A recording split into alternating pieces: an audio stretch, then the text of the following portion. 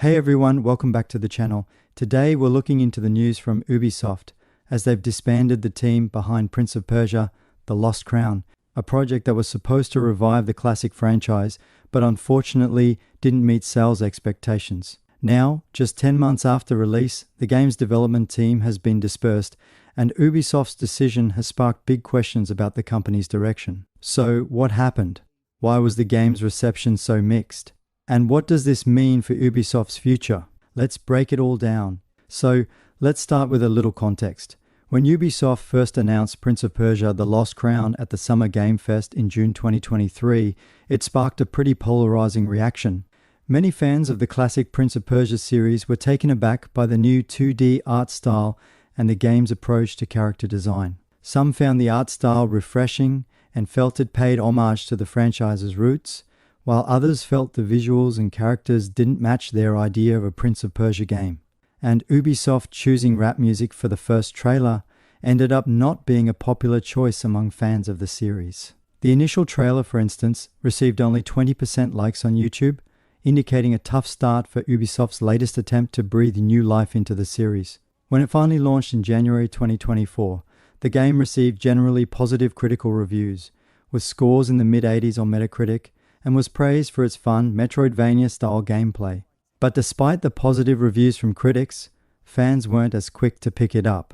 The positive reviews couldn't translate into high sales numbers. The Lost Crown struggled to gain traction, possibly due to the disconnect between the game's art direction and the expectations of longtime fans. Ubisoft reportedly attributed some of this to the fact that the visual style seemed more appealing to a younger audience, while most Prince of Persia fans are from an older demographic who remember the original releases. Critics noted that the new art style may have alienated some of the original fan base who were expecting something more in line with earlier, more mature entries. Another factor could be the lack of substantial marketing. The game didn't receive the kind of sustained promotion that Ubisoft usually gives to their bigger franchises like Assassin's Creed, and it might have simply gotten lost among other high-profile releases. Some sources have even suggested that Ubisoft viewed The Lost Crown as a smaller project and didn't expect it to perform on the scale of its major titles.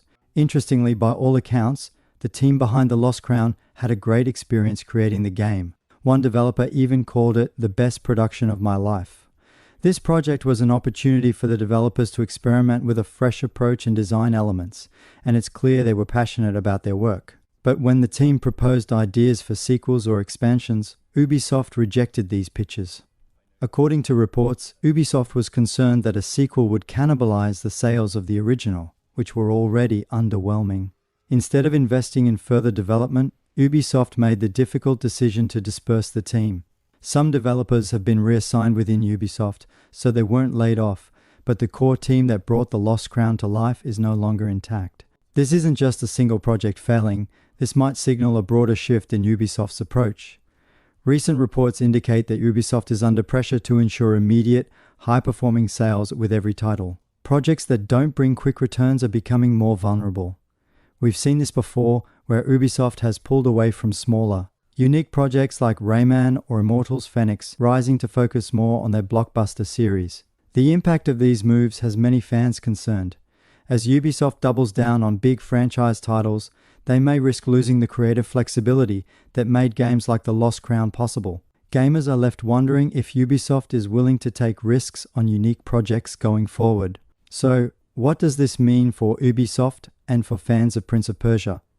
On one hand, it's disappointing to see a unique title like The Lost Crown fall short, but it also highlights the challenges of bringing back beloved franchises in ways that satisfy both longtime fans and newer audiences. Ubisoft seems to be taking fewer risks, which may mean fewer surprises, but also more reliance on those big, tried-and-true franchises. What do you think? Should Ubisoft have given The Lost Crown more time to find its audience? And what do you think about Ubisoft's shift toward these so-called quadruple A blockbusters? Let us know in the comments below, and don't forget to like, subscribe, and hit that bell icon if you want to stay updated on all the latest video releases on this channel. Thanks for watching, and we'll see you next time.